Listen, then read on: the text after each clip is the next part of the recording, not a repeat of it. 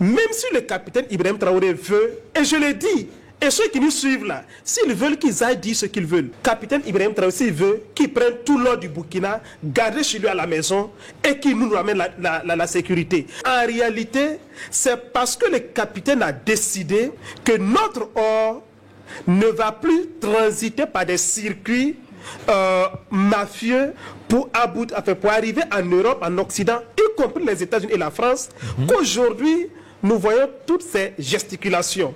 Ça, c'est un débat très intéressant sur le retour, sur les enjeux de cette mobilisation du 30 avril 2025 pour le soutien du capitaine Ibrahim Traoré, président de la transition du Burkina Faso. Écoutez attentivement les panélistes. Les panélistes, tous les panélistes, quand j'ai regardé ce débat, ils ont vraiment étalé les enjeux. Il n'y a rien à ajouter. Ils ont tout dit. Ils ont fait certaines révélations. Il n'y a rien à ajouter. Je vous invite à regarder, à vous manifester en commentaire. Et on verra, suite à ce retour des enjeux sur cette mobilisation. Et cette mobilisation, elle est historique désormais. Elle est historique, elle sera enseignée dans les livres d'histoire de nos enfants, de nos petits-enfants, désormais. J'espère que les ministères de l'éducation que nous avons dans nos différents pays vont s'atteler à ce que l'histoire aujourd'hui qu'on nous raconte, que nous avons racontée, cette histoire mensongère-là, que cela soit revu et qu'on puisse raconter la vraie histoire de l'Afrique. Regardons le débat dès maintenant, ça commence. Le symbole ou le symbolisme de ce 30 avril, selon vous, en tant que communicatrice de la CNAVC, organisation derrière cette mobilisation? Ce 30 avril est une journée vraiment historique. C'est une journée historique pour nous de voir que le monde entier s'est mobilisé derrière une seule personne. Ça veut dire beaucoup de choses. Et vraiment, ça fait beaucoup plaisir de voir que le combat que nous menons depuis, je dirais, le 30 septembre 2022 est soutenu et est suivi par le monde entier. 30 avril 2025. Il y a l'arrivée du capitaine. L'arrivée du capitaine Ibrahim Traoré. Je parle du 30 septembre 2022. D'accord. Voilà, le combat que nous menons depuis le 30 septembre 2022. Nous sommes fiers de savoir que ce combat-là, et le monde entier l'a adopté et le monde entier l'a embrassé. Aujourd'hui, nous sommes fiers d'être appelés Ouagna, d'être soutien du capitaine Ibrahim Traoré parce que nous n'avons pas fait un faux choix. Et le monde entier avec nous, nous avons vu la mobilisation, elle est internationale. Et vraiment pour nous, ça nous va tout droit au cœur et nous sommes vraiment fiers de savoir que nous ne sommes plus seuls dans le combat. Nous avons vu ce qui s'est passé en 87 et nous savons qu'aujourd'hui, 87 ne peut plus jamais se répéter au Burkina Faso. Quand elle parle de 87, c'est l'assassinat du capitaine Thomas Sankara. J'allais dire le capitaine Ibrahim Traoré. Le capitaine Thomas Sankara. Et je vous dis que les Burkinabés ont gros sur le cœur. Ils en veulent, c'est-à-dire qu'ils en veulent à eux-mêmes en fait, parce qu'ils n'ont pas su protéger ce monsieur, ce visionnaire-là. Thomas Sankara était en avance sur son temps. Chers amis, c'est une réalité. Aujourd'hui, on s'en rend compte que tout ce qu'il avait comme discours, tout ce qu'il disait, ça fait combien d'années? Depuis 87, on est en 2020, ça fait plus de 40 ans. On est où là? On est toujours à ce point de départ. Rien n'a changé, chers amis. Rien n'a changé. Donc, c'est vrai, les Burkinabés ne peuvent plus l'accepter. Ils peuvent plus être, c'est-à-dire, ils peuvent plus, vous savez, en justice, quand vous êtes présent et que quelqu'un est assassiné, que vous n'assistez pas à cette personne, c'est non-assistance à une personne en danger. C'est ce que les Burkinabés avaient fait. Ils ne s'étaient pas rendus compte qu'ils perdaient quelqu'un. Et aujourd'hui, vous pensez que les Burkinabés vont le faire? L'Afrique, les Africains ne vont plus l'accepter, ce n'est pas possible. Quand chaque Africain pense à Thomas Sankara, on a un pincement au cœur. On se dit, mais ce monsieur-là, s'il était encore en vie jusqu'aujourd'hui, mais l'Afrique, je pense que son aura allait... Écoutons, continuons. Que ce ne sera plus le Burkina Faso seul, mais ceux qui voudront faire ça auront à faire face au monde entier. Alors, docteur, quelle lecture pouvons-nous faire du symbole de ce 30 avril? Merci, madame. Grâce à la technologie révolutionnaire du zoom intelligent, ces lunettes sont les lunettes de lecture dont les dirigeants... Toujours de grands événements. Pour cette opportunité que vous nous donnez de nous prononcer sur la mobilisation quasi internationale ce 30 avril. Et la symbolique ici, c'est d'envoyer un message assez fort à tous les ennemis du Burkina Faso, qu'ils soient de l'intérieur ou de l'extérieur, qu'ils comprennent que Le monde a littéralement changé. Le monde a littéralement évolué. Et on ne peut pas, au 21e siècle, continuer à tirer les ficelles comme si nous étions en 1960. Ceux qui n'ont pas, comme dit un ami, qui n'ont pas encore révisé leur logiciel, devront définitivement le comprendre. Et vous l'avez dit d'entrée de jeu, cette mobilisation quasi internationale-là est née des propos du général de l'US Africom, le général Langlais, qui laisse entendre devant le Sénat que les richesses du Burkina Faso, issues donc de l'exploitation minière, ne profiteraient pas à la population entière, mais plutôt à la protection du capitaine Ibrahim Traoré. Voyez-vous, c'est tellement malheureux. Et quand le général le dit, ce n'est pas un acte isolé. Il vous souviendra également qu'en 2024, un général français, c'est Lecointre, avait laissé entendre dans le journal Le Monde, qui n'est pas n'importe quel journal, que la France ou l'Europe, ou si vous voulez l'Occident, devrait d'une manière ou d'une autre reconquérir le Sahel, reconquérir les pays qu'ils ont perdus. Et quand les bouts de phrases sont jetés ainsi, je peux vous assurer que les Occidentaux et surtout des personnalités de leur trame ne le disent pas simplement comme ça. Ça veut dire que déjà quand ils le disent, c'est que de façon souterraine, il y a des choses qui sont déjà faites et on veut préparer les esprits et encourager les ennemis intérieurs à passer à l'acte en sachant qu'ils ont des soutiens à l'extérieur. Et cette mobilisation justement vient rappeler à tous ceux qui pensent que le combat que le capitaine Ibrahim Traoré mène là, c'est un combat du Burkina Faso seulement, c'est un combat du capitaine seul. Ce n'est pas, ça dépasse la dimension du capitaine aujourd'hui. Parce que ce qu'il a enclenché depuis son arrivée au pouvoir, si véritablement les Burkinabés, les Africains refusent de le soutenir, c'est l'Afrique elle-même qui perd ce virage assez décisif. Alors, docteur, nous allons revenir. Chers amis, qu'est-ce qu'il a dit ici qui n'est pas clair? C'est-à-dire que je pense que même le président Ibrahim Traoré, il va s'asseoir comme ça le soir et puis il va se dire, mince, qu'est-ce qui se passe? Qu'est-ce que j'ai fait pour que les gens puissent me soutenir autant? Je pense que ce combat-là même le dépasse. Ce combat-là dépasse le niveau du capitaine Ibrahim Traoré. C'est un combat, je pense que comme il a dit, si les Africains ne comprennent pas que cette décision, cette passe décisive qui est en train d'être faite aux Africains, de par le Mali, le Niger, le Burkina Faso, si on rate cette passe décisive, c'est fini. Et c'est l'Afrique qui sera toujours en train de ramer derrière les autres continents. Pourtant, on devait être au-dessus. Continuons. Aux enjeux de cette mobilisation du jour. En attendant, M. Zié, quel argument vous opposez aux affirmations du général Langlais qui dit que les ressources minières du Burkina Faso ne profitaient pas assez aux Burkinabés? Quels sont vos arguments que vous opposez? Merci bien madame, merci à la RTB de nous donner l'opportunité de nous exprimer sur cette question d'actualité qui a rythmé l'opinion internationale. Et il faut dire que les propos malencontreux et sordides du général Michael Langlais sont de nature à saboter les efforts de notre peuple. Vous le saviez très bien, le capitaine Ibrahim Traoré a dit la lutte contre le terrorisme s'aligne au processus de développement, à tout ce qui est mécanisme qui nous permet de développer notre tissu productif national. Ça, c'est vrai. Et tout ce qui pourra nous permettre de lutter contre la pauvreté et la misère de nos populations. Et dans ce cadre-là, il a décidé d'initier des réformes dans plusieurs secteurs afin justement de pouvoir atteindre les objectifs de développement. C'est dans cette logique qu'il a décidé de faire opérer des réformes au niveau donc, du secteur minier. Ces réformes qui n'ont pas été du goût de l'impérialisme. Quand il est dit que les richesses de notre pays sont utilisées pour la protection du capitaine Ibrahim Traoré, c'est juste créer une sorte de remous politique pour susciter des révoltes au niveau de notre pays, croyant que nous sommes encore à des années au 19e siècle, je ne sais pas si c'est au 18e siècle, susciter des révoltes au sein de nos populations afin qu'on s'oppose donc au capitaine. Alors qu'il n'en est pas le cas, le capitaine a réformé le secteur minier afin de prendre en charge les besoins de notre peuple, afin de permettre à... Quand je vous dis qu'aujourd'hui, les fils de l'Afrique sont cultivés, ont les informations. Avant, c'est comme il a dit, Ils essaient d'envoyer une information pour que tout le monde se lève contre le capitaine Ibrahim Traoré. Ce n'est pas le cas.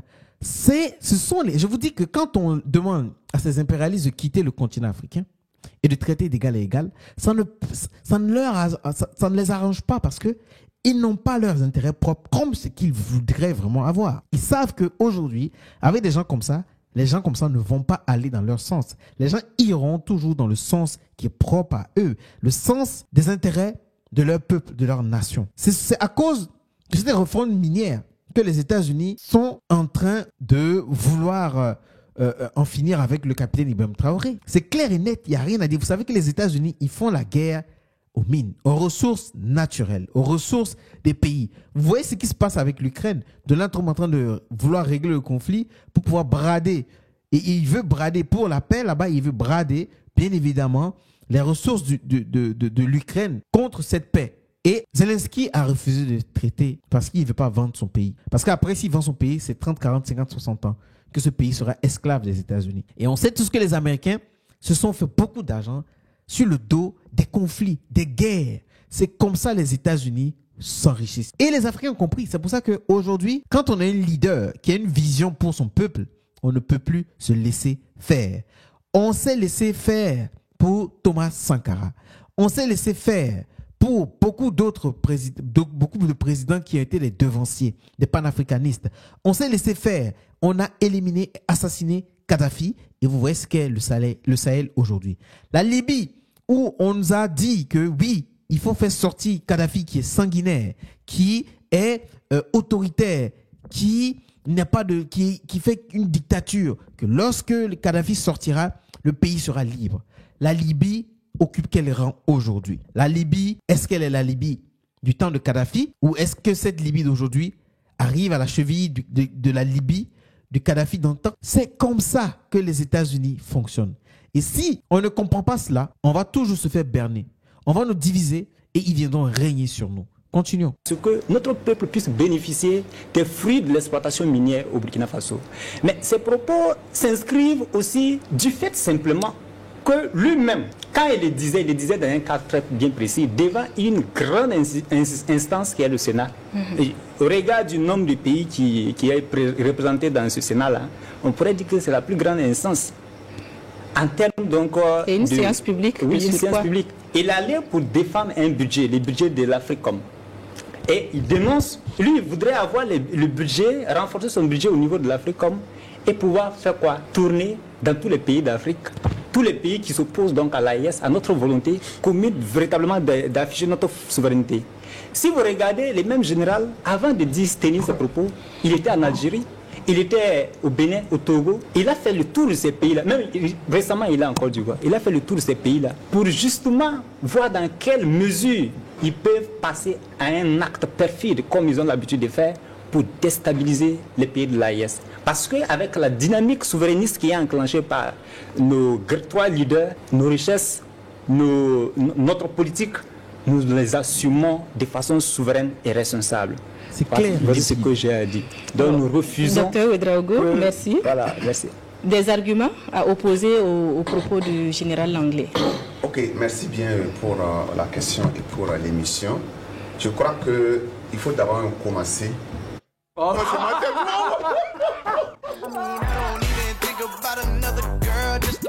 à poser une question même au général Langlais sous forme de réponse. Quand lui, il s'attarde à dire que les retombées donc de l'exploitation des ressources minières ne profitent pas au peuple, mais à un régime, qu'ils nous disent, avant ce régime actuel, à quoi étaient destinées les richesses nationales du Burkina Faso. À quoi étaient destinées ces richesses? Bonne question. Qu'ils nous disent à quoi étaient destinées ces richesses-là. Comme eux, ils savent que cet argent aujourd'hui que génèrent les mines du Burkina Faso, que c'est le capitaine Ibrahim Traoré qui l'utilise pour sa propre sécurité ou pour lui-même. Alors donc, avant qu'ils nous disent exactement à quoi étaient destinées ces richesses-là. Qu'ils nous disent. Parce qu'il ne suffit pas de se lever pour mentir et manipuler un peuple sans avoir des preuves et penser qu'on va aujourd'hui accepter et avaler ça comme une pilule, comme un médicament qu'on nous a prescrit chez un médecin sans notre avis. C'est pas possible. On sait que le développement n'était pas au rendez-vous avec le peuple burkinabé quand le président donc Traoré venait au pouvoir. C'est pour dire que avant sa venue, toutes ces industries ou encore ces structures d'exploitation minière là convoyaient nos ressources minières à quelque part, et c'est parce que ces richesses ne rentrent plus dans ces mêmes circuits là qu'eux commencent à s'inquiéter. J'allais d'ailleurs poser la question, pourquoi ces puissances sont si frileuses quand il s'agit des ressources minières du continent africain? Oui, je crois que cela nous permet de comprendre le couplage même qui existe entre le terrorisme et l'impérialisme. Aujourd'hui, on le sait, le terrorisme est parrainé par l'impérialisme dans le but de maintenir nos États dans un état de déliquescence, un état de fragilité qui nous impose le fait de faire appel ou de faire recours aux puissances occidentales qui vont venir stationner dans le but de nous aider à combattre un terrorisme. Or, comme on l'a vu au Mali, pendant plus de 10 ans, le stationnement des forces européennes n'a pas été la solution entre l'État central malien et puis donc ces terroristes et rebelles donc, qui se retrouvaient dans la partie nord jusqu'à Kidal qu'ils avaient occupé et qui avaient donc qui leur servait de siège. Donc aujourd'hui, l'impérialisme sait que avec la dynamique qui est impulsée à la tête de nos États, surtout au Burkina Faso, le terrorisme est un mal que nous allons finir par déboulonner. Et quand nous l'aurons fait, nous allons donc avoir notre véritable indépendance et une mainmise totale sur nos ressources. Voilà pourquoi il faut donc entretenir ce mal-là pour nous empêcher. Donc je crois que les déclarations du général américain, c'est une fuite en avant. C'est pour nous empêcher de parvenir à une solution définitive à cette crise-là.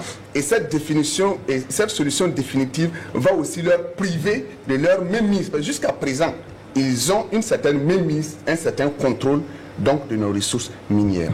Alors, docteur Nébié, il aurait pu parler de la situation sécuritaire et de la transition au Burkina, mais précisément de l'utilisation des ressources minières. Oui. Qu'est-ce que vous sous-entendez de ces propos-là? C'est clair. Docteur Ouedraogo vient de le dire. Ce sont les richesses qui les intéressent, ces grandes puissances. Quand ils viennent en Afrique sous le couvert d'organisations de droits de l'homme, d'armées qui vont nous permettre de stabiliser nos pays, en vérité, ce n'est pas ça. Et quand vous prenez le cas de l'US Africom, c'est depuis 2005 que ça existe. Et puis 2005, au moins chaque année, il y a 33 pays africains qui sont concernés.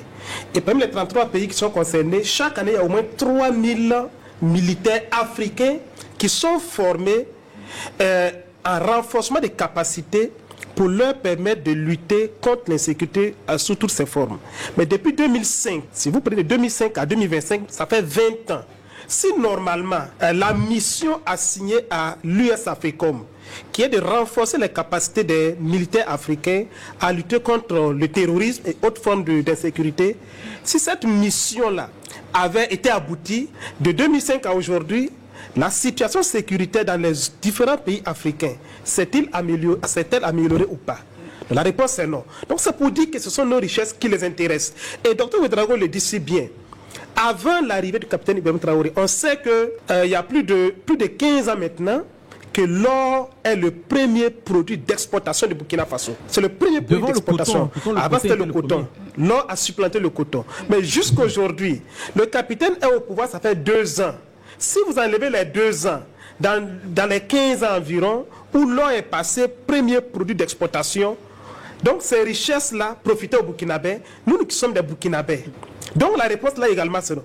Donc c'est pour dire qu'en réalité, c'est parce que le capitaine a décidé que notre or ne va plus transiter par des circuits mafieux pour arriver en Europe, en Occident, y compris les États-Unis et la France, qu'aujourd'hui, nous voyons toutes ces gesticulations. Mais comme l'a dit son Excellence le Premier ministre lors du grand oral, l'anglais ferait bien de se concentrer sur les questions militaires. Si véritablement il n'est pas un général de pacotille, s'il se concentre sur ces questions militaires-là, peut-être qu'il aura des résultats. Mais en termes de manipulation, comme le PM le dit, il brille par son incapacité notoire.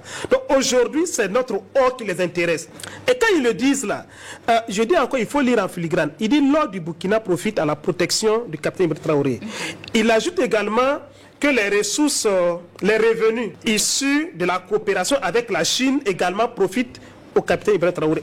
Ici, il y a deux acteurs clés qu'ils refusent ou que les États-Unis refusent d'affronter directement et on veut déplacer leur bagarre au Burkina. C'est-à-dire avec la Chine, pour ce qui concerne les revenus avec la coopération de la Chine, et aussi l'or. Parce que vous n'êtes pas sans savoir que vous avez des Burkinabés qui ont tourné le dos à la République, qui se sont eux-mêmes auto-exilés et qui aujourd'hui, quand vous les suivez, leur discours, c'est que c'est Wagner. Et c'était Wagner qui assurerait la protection du capitaine Ibrahim Traoré. Donc quand l'anglais le dit, c'est pour dire l'or du Burkina profite à Wagner. Et lui, il se plaint parce que ça ne profite plus aux États-Unis, ça ne profite plus à la France. Donc ici, c'est ce qu'il faut comprendre. Et en tous les cas, nous avons dit, si l'or du Burkina, parce qu'à un certain moment, il faut dire cela aux gens, même si le capitaine Ibrahim Traoré veut, et je le dis, et ceux qui nous suivent là, s'ils veulent qu'ils aillent dire ce qu'ils veulent, capitaine Ibrahim Traoré, s'il veut qu'il prenne tout l'or du Burkina, garder chez lui à la maison, et qu'il nous ramène la sécurité. Parce qu'en tous les cas, les États-Unis, la France et les régimes qui se sont succédés au Burkina ont volé l'or du Burkina, des tonnes d'or du Burkina, mais la sécurité n'était pas au rendez-vous au Burkina Faso. En tous les cas aussi, les propos... C'est lourd ce qu'il vient de dire. C'est-à-dire que même si le président Ibrahim Traoré veut qu'il prenne tout l'or du Burkina Faso, gardez chez lui, mais qu'il nous ramène la sécurité. Parce qu'aujourd'hui, les Burkinabés veulent la sécurité. C'est le prix c'est plus cher que l'or. La sécurité, toutes les puissances occidentales qui sont venues se mettre au Burkina avec les puissances militaires n'ont pas pu, pourtant ce sont des grandes puissances militaires, n'ont pas pu leur ramener la sécurité dans leur pays, pour les Burkinabés, les anciens régimes également, mais c'est ceux-là qui ont volé plus d'or. Mais il n'y a pas eu de sécurité. Mais si le capitaine Ibrahim Traoré, le prix à payer pour avoir la sécurité pour chaque Burkinabé dans le Burkina, sur le territoire burkinabé, c'est que Ibrahim Traoré prenne tout l'or du Burkina, qu'ils prennent tout l'or du Burkina. C'est fort. Ce qui veut dire que si les gens attendent le résultat, peu importe le moyen, prenez le moyen, faites ce qu'il faut, mais nous voulons la paix et la sécurité dans notre pays. C'est de ça qu'il s'agit. Donc vous voyez un peu, on ne va pas tirer long sur tout le débat, mais le débat est très intéressant. Je vous mettrai le lien. Je vous mettrai le lien je vous mettrai le lien en commentaire et vous pouvez aller regarder tout le débat. Donc chers amis, je suis désolé, ma caméra a coupé. J'espère que cette vidéo vous aura plu. N'hésitez pas à vous réagir en commentaire. Moi, c'est Larry Amon. Je traite des sujets d'actualité, de géopolitique et d'histoire. Si ce sont des sujets qui vous parlent et qui vous passionnent, vous êtes sur la bonne chaîne. Abonnez-vous et on se dit à la prochaine pour une nouvelle vidéo. Merci.